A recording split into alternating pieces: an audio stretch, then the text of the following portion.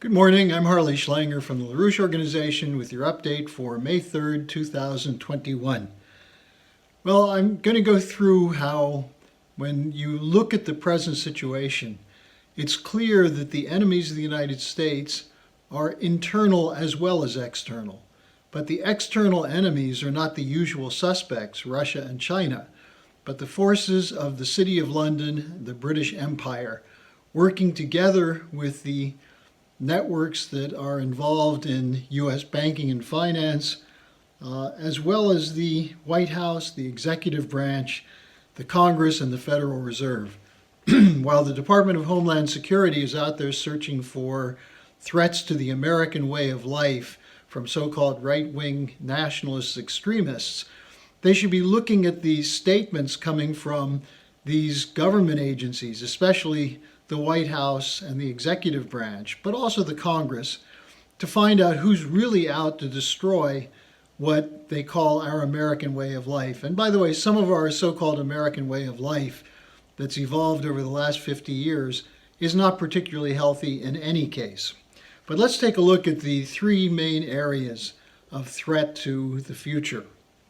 The first is the so-called Green New Deal. And this involves a policy of cutting off credit to fossil fuel industries as well as to the so-called carbon-emitting industry and agriculture to save the planet. This is a scientific fraud. It's being used to reduce the world's population, including the population of the United States. The idea that somehow you can sustain a population with primitive energy sources that are unreliable and insufficient is a joke, but it's not funny. It's a return to the theories of the British Empire of Parson Malthus, who said the world has too many people to be able to sustain. And this is now the dominant view of most of the policymakers in the Western world through their spokesperson, Greta Thunberg. So this Green New Deal is an extreme threat based on fake news, fake stories, fake science.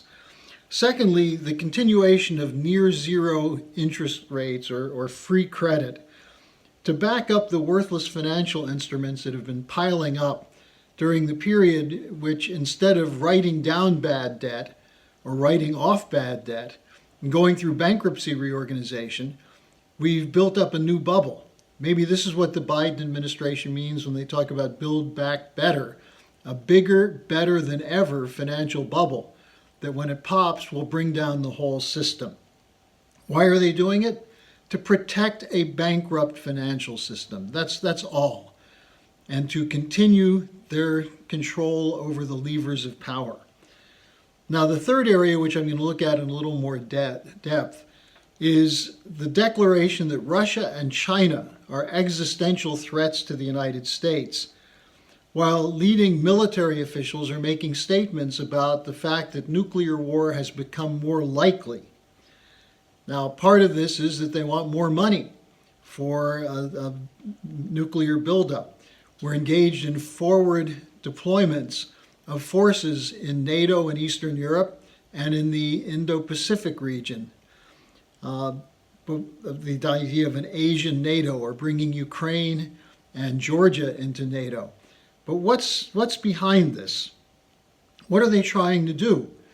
The idea of geopolitics is a means of preventing any other nation or alliance of nations from overtaking the power of an empire which still exists as an extended Anglo-American empire defending the interests of the City of London and Wall Street, and now Silicon Valley.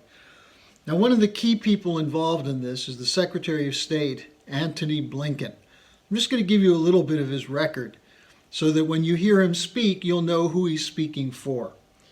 Blinken, in 2003, when he was staff director for the Senate Foreign Relations Committee, was a leading supporter of the U.S. invasion of Iraq. At the time, the Senate Foreign Relations Committee chairman was Joe Biden, who was also a leading supporter, a Democratic supporter of George W. Bush's invasion of Iraq based on complete lies. Blinken Blinken wrote of his support for the Iraq War that it was, quote, a vote for tough diplomacy. So killing close to 1 million people is an example of tough diplomacy in the eyes of then staff director for the Senate Foreign Relations Committee, Tony Blinken. Later on, when he was deputy assistant to Obama and then national security advisor to Biden during the Obama-Biden administration, he was a full supporter of the military intervention into Libya, which destroyed that nation, which put it through an incredible period of turmoil and destruction through Hillary Clinton's direction, but also full support of Obama and Biden. Then Libya became a weapons depot for the so-called Syrian rebels, which have been exposed as not moderates, but ISIS and Al-Qaeda, the so-called caliphate, the ones who murdered Christians, who murdered Sunni Muslims, Shia Muslims primarily, but also Sunnis, who conducted a reign of terror, a so-called civil war with full support from the U.S. administration. That was the Obama-Biden administration. And Blinken was not only a major supporter of that, but he wanted more bombs. He said the U.S. should do more to carry out regime change in Syria. In 2014, he was outspoken against Russia in his support for the coup in Ukraine, for which Biden was personally the point man. In 2015, he was a supporter for the backing of the Saudi intervention in Yemen. This is now in its 6th year.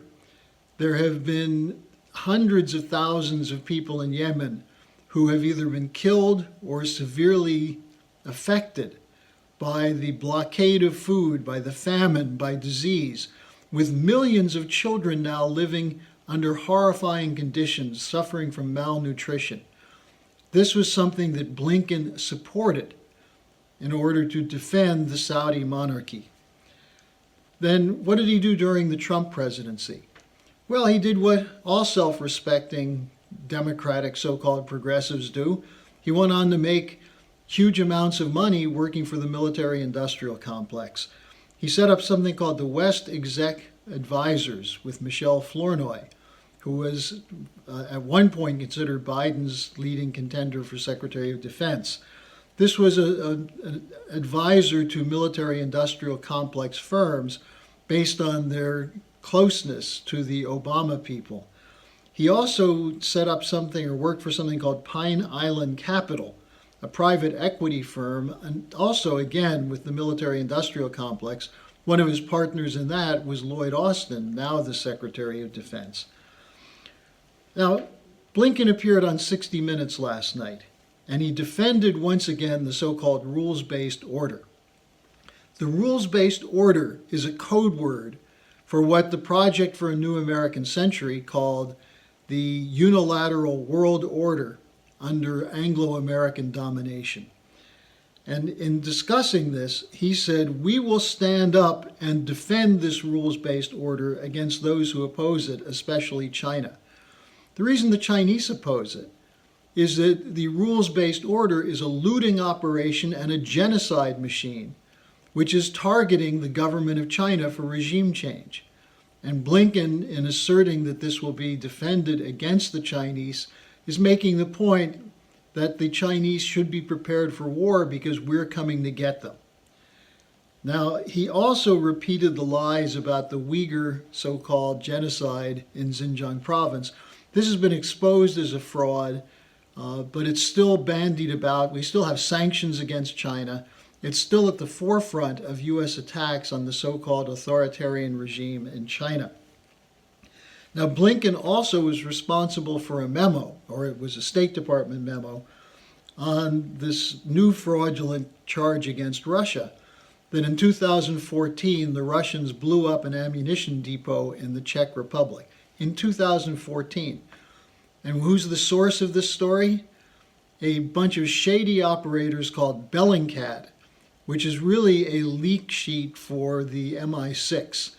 And they claim that the two people who blew up the ammunition depot were the same people who poisoned the Skripals. So this is being promoted by Blinken. Now his confederate over at the National Security Agency, Jake Sullivan, was on ABC News this week on Sunday. And he also threatened China. But what was he threatening China over?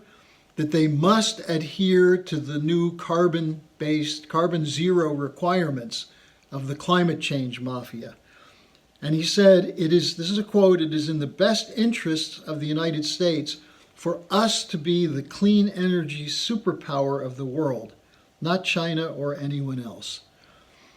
Sullivan, Blinken, this is the old paradigm, the paradigm of war, the paradigm of a so-called rules-based order, which is the defense of the looting rights of the British Empire, Wall Street, and now Silicon Valley. This is what the Schiller Institute will be discussing on our conference on May 8th, an online conference. You can register for it at theschillerinstitute.com.